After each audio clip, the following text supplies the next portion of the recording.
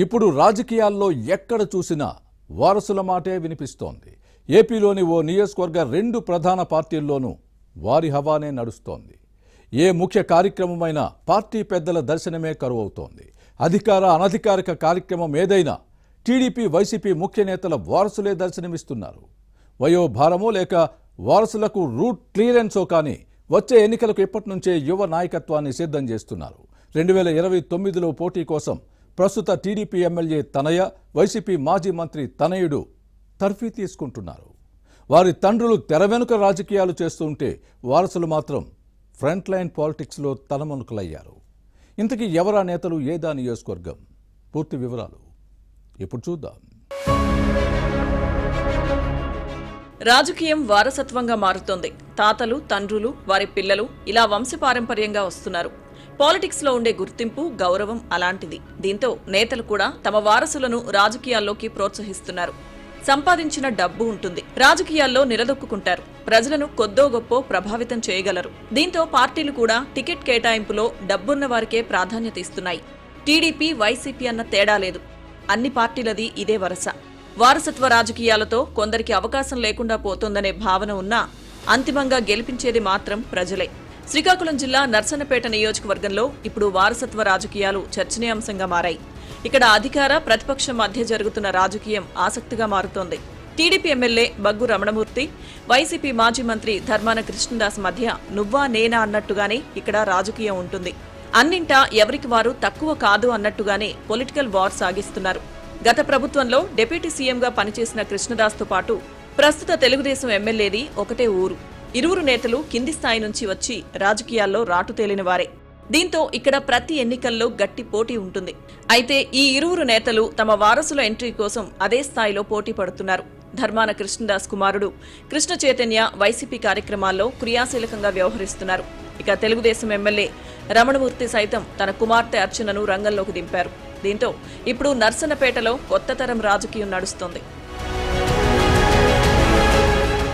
మాజీ ఎమ్మెల్యే ధర్మాన కృష్ణదాస్తో పాటు ప్రస్తుత ఎమ్మెల్యే బగ్గు రమణమూర్తి వయసులో పెద్దవారే. దీంతో ఇరువురు నేతలు సమకాలీన రాజకీయాల్లో దూకుడుగా వ్యవహరించే పరిస్థితి కనిపించడం లేదు. దీంతో కృష్ణదాస్ ఎక్కువ సమయం ఇంటికే పరిమితమవుతున్నారు. ముఖ్య కార్యక్రమాలు ఉంటే తప్ప గుమ్మం దాటడం లేదు.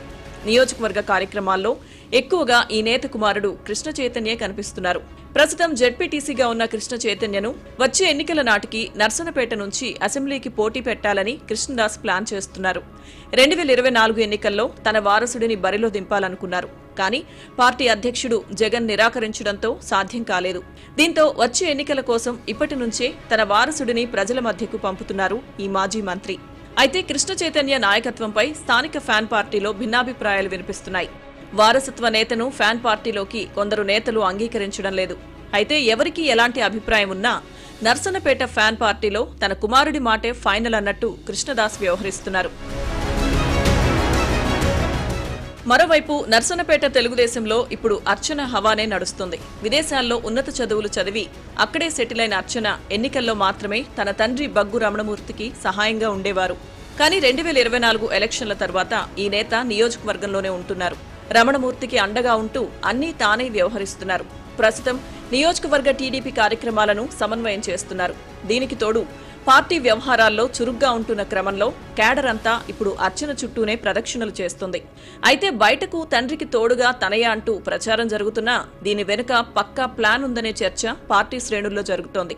వచ్చే ఎన్నికల్లో రమణమూర్తికి పార్టీ టికెట్ ఇవ్వకపోతే అర్చనను మెయిన్ స్ట్రీమ్లోకి తేవడమే లక్ష్యంగా ఈ ఎమ్మెల్యే అడుగులు వేస్తున్నారని పొలిటికల్ సర్కిల్స్ లో ప్రచారం జరుగుతోంది.